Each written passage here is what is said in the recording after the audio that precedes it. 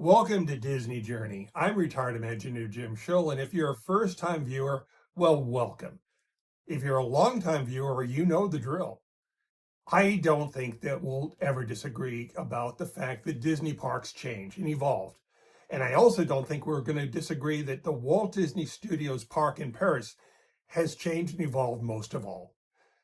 Originally designed as the Disney MGM Studios, it opened as the Walt Disney Studios. And in 2026, it's going to reopen with its third name, which is going to be the Disney Adventure World. Now, it's an interesting park because originally it opened as a mix of behind the scenes production and a few rides. Just 3 rides, which proved a problem because guests are smart and they could compare the 3 rides at the Disney Studios park with the multitude of classic Disney rides over in Euro Disneyland. So when Euro Disneyland opened, it opened successfully, but it had financial difficulties from the get-go. And those financial difficulties carried forward into the creation and design and construction of the Disney Studios Paris park. This was a park that was built in a limited budget. This was not a park where you'd have colored concrete. No, you had asphalt.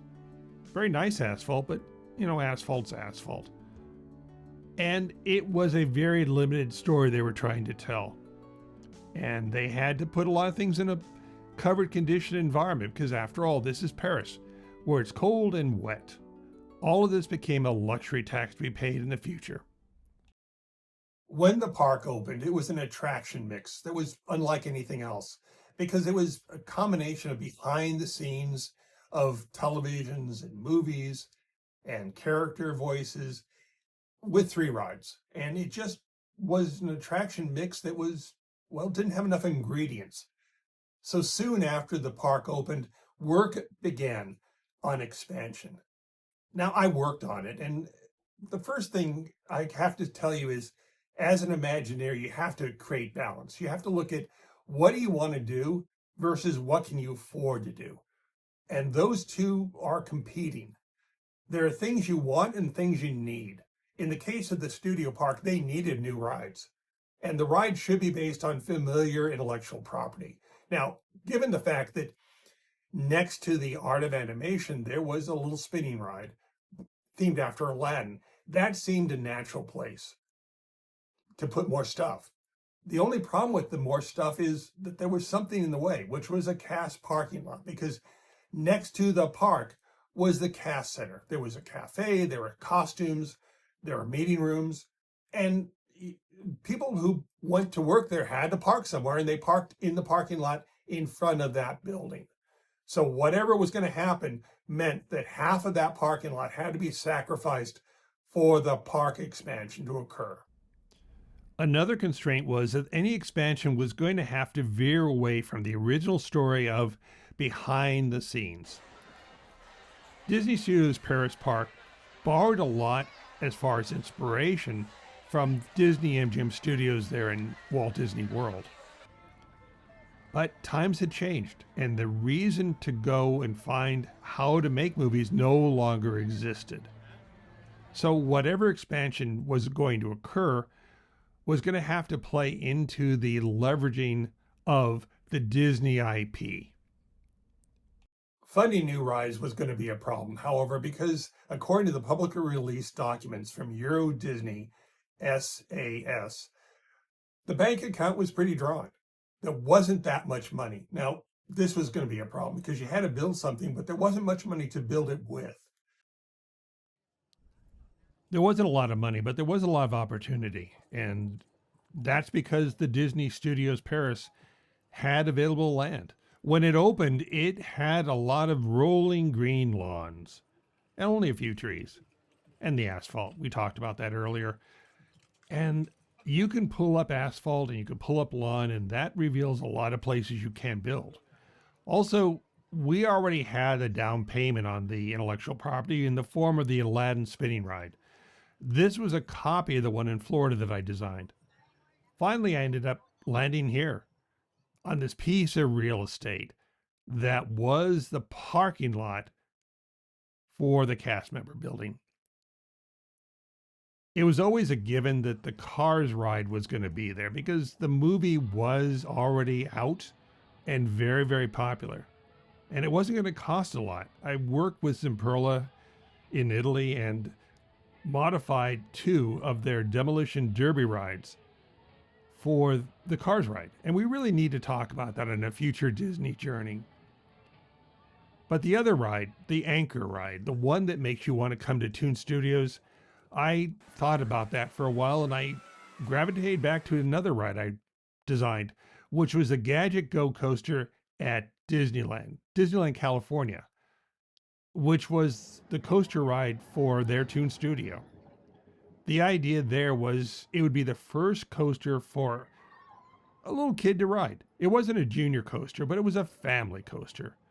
And it opened and it's been cloned around the world. In a perfect design world, there would be no rain in France because if there was rain, that meant I had to put my coaster in a box, a facility, and that meant air conditioning and soundproofing and weather resistance and drainage and gutters and sewers and all that yucky stuff because those cost money. And I really didn't want to spend it on that, but I had to. And so whatever I did moving forward meant it had to be in a box. Now, thinking about the Barnstormer, I had an idea of, well, let's go and leverage Mickey Mouse. Everyone loves Mickey Mouse. The Americans love Mickey Mouse. The French love Mickey Mouse. What's not to love about Mickey Mouse? So the idea of taking the Mickey Mouse short, the classic one from 1935, which was a band concert, and putting that coaster in a box, well, it was a perfect fit. And it would have been done, except for the fact that on the horizon, there was the better idea. The idea of building a coaster and basing it on Finding Nemo, well, just blew Mickey Mouse out of the water. Quickly, I did some drawings and storyboards and thought about what would the coaster be. And I landed on the obvious, the East Australian Current. This could be in a box, and it would serve as the anchor attraction for Toon Studios. It would be big, it'd be bright, it was perfect. Searching around, I looked at a couple ride vendors and quickly decided one of them was a no-go because the people had to face each other, and I just don't want to face strangers in a ride, much less a coaster. But there was another vendor, Murosone. They're in Munich, Germany, that was our designer vendor of choice. Now, they're a very old company. I mean, I had one meeting with one of the family members and said, oh, no, we're really new. We've only been here 100 years. And I asked, what do you make? Oh, we make bridge fittings. And I thought, great, bridge fittings and coasters works for me. So I found myself on a plane going back and forth between Glendale, California and Munich, Germany to sit with the people there. And we also moved back onto the plane to fly to places where they had a coaster installed that I could ride, taste, feel, and get a sense of. One of the trips was to Lagoon Park in Utah. Just outside Salt Lake City, this coaster was phenomenal. It was great. It was exactly what I wanted. It was a standard model that they had, and it was proven, and it worked. And I liked it. I liked it a lot, except for one little fact that there was absolutely no place to set up the story of the EAC. It was literally, you leave the station, you go up the lift, and you spin and coast all the way back to the station. There wasn't much to work with there.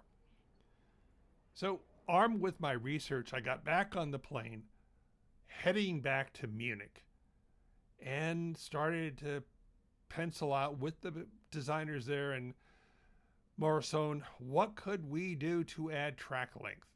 And what would we do with the track length when we designed it?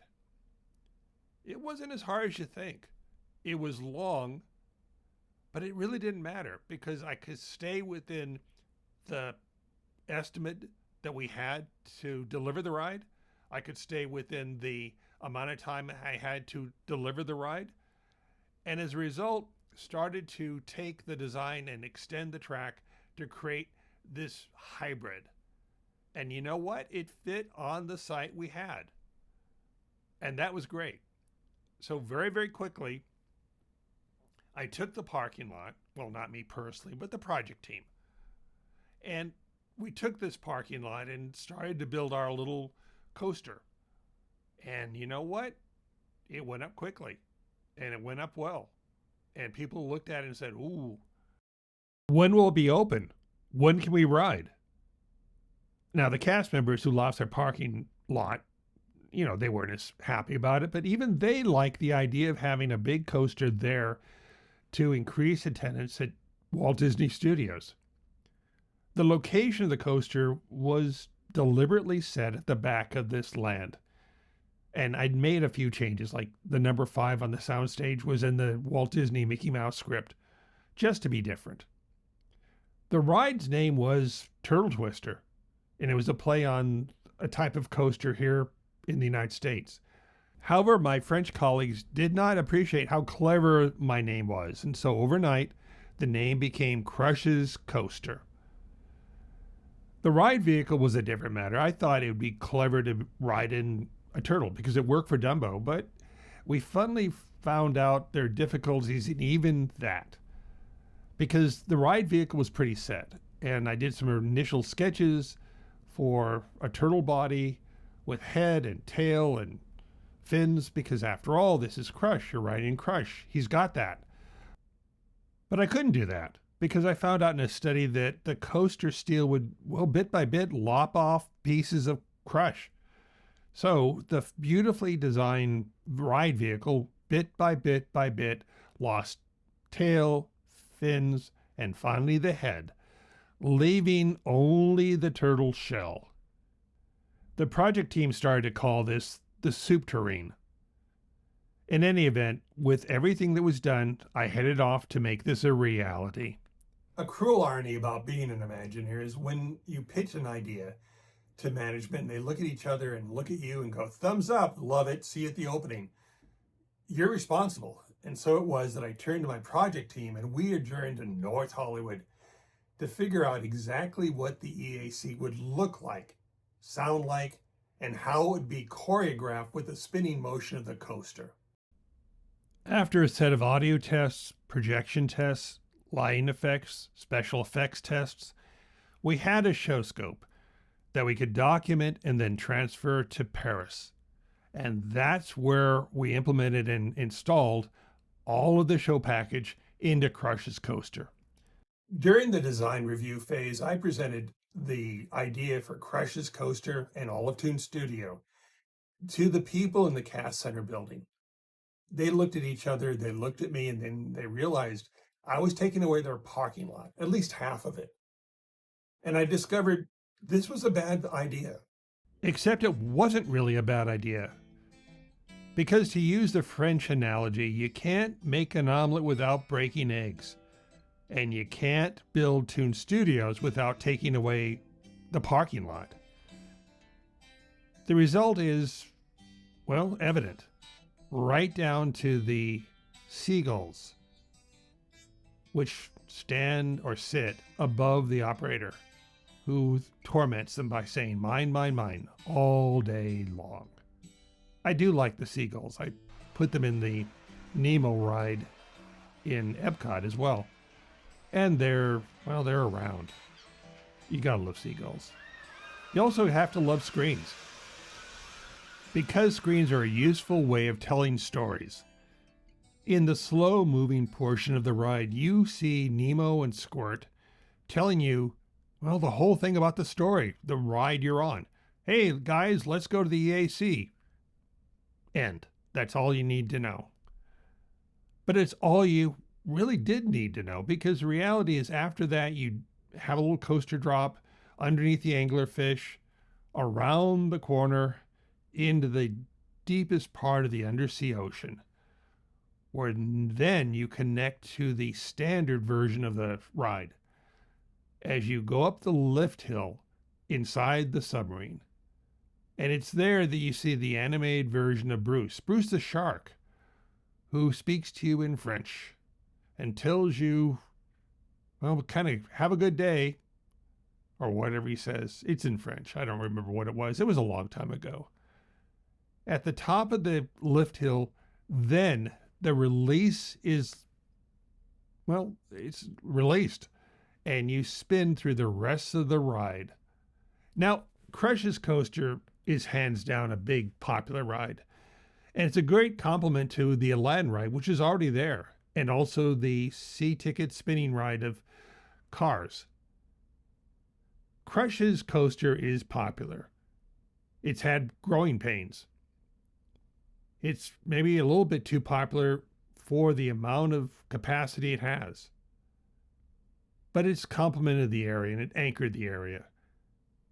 Right next door, there was a character greeting area that I designed for Toon Studios. Now, that evolved and changed into one that was aimed at Pixar. And I guess it's going to stand its time because it's going to be there when Adventure World opens next year. Along with a lot of other changes, some of which, well, watch this space, because originally when Adventure World was announced, there was going to be Star Wars. And now that's been replaced by the Lion King ride, a flume ride. Already we can see Adventure World starting to evolve and emerge. And there have been changes, like the Toon Studio Mickey changed over to being, well, the same figure, but now painted gold. But through it all, Crush's Coaster still survives, hangs in there. Kind of an odd mix of a time in the studio when it pivoted from being a behind-the-scene technical explanation of how to make movies to a ride in an environment where you get to ride the movies. Wait, someone said that already. But it doesn't really matter, because at the end of the day, it all comes down to, are you having a good time? Did the ride fulfill its purpose? Was it delivered on schedule? Did it meet its budget? Are the operators happy? Are the guests happy? And most important of all, are the seagulls happy? That brings this episode to a close. There'll be another new episode next week. Meanwhile, I invite you to subscribe, like, share, and consider becoming a member. When you support Disney Journey on YouTube by becoming a member, you help to ensure its continued existence. And plus you make me feel good. Until the next time then, it's goodbye from Lost Canyon.